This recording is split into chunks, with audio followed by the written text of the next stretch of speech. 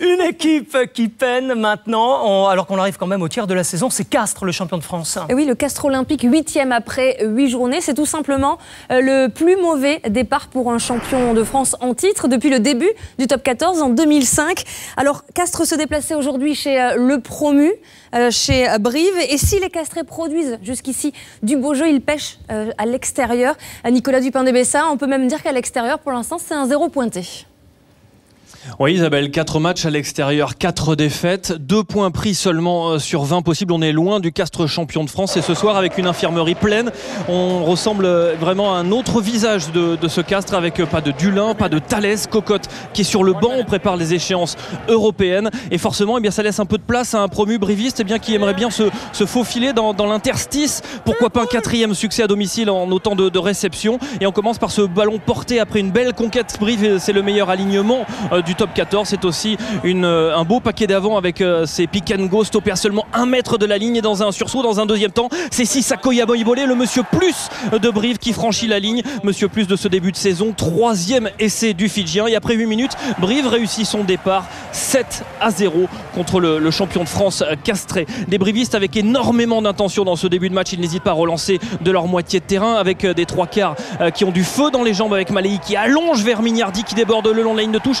Mignardi qui n'arrive pas à remettre à l'intérieur mais qui ne va pas trop loin, l'action ne donnera rien si ce n'est une faute castraise sanctionnée par Gaëtan Germain. 10-0, Brive réalise un premier break dans ce premier quart d'heure de jeu et nouveau temps fort à suivre. On est toujours dans les 20 premières minutes et les brivistes sont au pied des poteaux castrés avec Péjouane qui voit qu'il y a de la place à l'extérieur, il sert Radikelike, seul face à d'avant, il accélère le Fidjien, il passe la ligne, 2e essai de Brive et cela fait 17-0. Vous ne rêvez pas, après 21 minutes de jeu, le promu est en train de bousculer, de renverser le champion de France et Nicolas Godignon qui a prolongé dans la soirée de 2 ans avec Brive apprécie.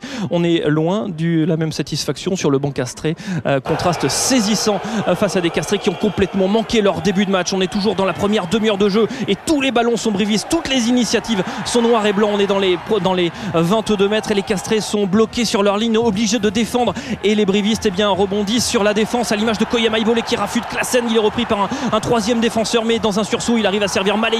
3e essai briviste après seulement 29 minutes de jeu, 24-0. Le bonus offensif est déjà dans l'escarcelle des brivistes sur cette belle passe de Koyama Ibolé pour Malei. Comment ne pas être séduit par ce promu corésien qui renverse tout sur son passage, 24-0 à la pause. Le discours a été musclé dans le vestiaire de Castres. Ils vont revenir avec d'autres intentions, les Castrés c'est sûr, à l'image d'Anthony Klassen qui est passé par Brive et qui aimerait bien montrer un autre visage, mais simplement il tombe sur Irech qui rafute, qui accélère, qui a volé ce ballon et qui marque l'essai, le 4e essai briviste. Appréciez le geste technique du 3e ligne briviste, il a arraché ce ballon au sol et derrière il finit tout seul, il se l'est gagné tout seul cet essai Saïd Irech et derrière ça vaut bien une petite joie collective des brivistes. 4e essai et Anthony Klassen, l'ancien briviste qui sort à l'heure de jeu, fait grise mine.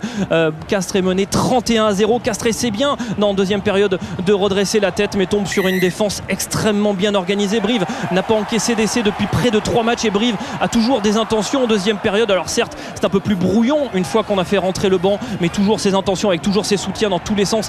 Ils ont accompli une partie remarquable ce soir les Corésiens avec des soutiens dans tous les sens et du jeu depuis les 22 mètres avec des castrés bloqués, acculés en défense. Et s'il y a 2 cartons jaunes en fin de match pour Diarra et pour Irech, ça ne change rien au score si ce n'est une dernière pénalité de Germain. Brive s'impose 34-0 et communie les 20 dernières minutes avec son public. Une véritable hola communion totale. Castres a bu le calice jusqu'à Lille, jusqu'à la Lie ce soir. C'est Brive qui régale. Oui, ça fait 2-3 semaines qu'ils annonçaient que leur victoire extérieure ça serait chez nous, donc ça sert quand même de motivation. On n'avait pas besoin de grand chose. L'an dernier on n'a pas pris du plaisir d'aller jouer des fois sans dénigrer quoi que ce soit, mais quand on va jouer loin à l'extérieur à Massy, c'est pas évident, c'est pas un plaisir et voilà, on profite du top 14, on est content.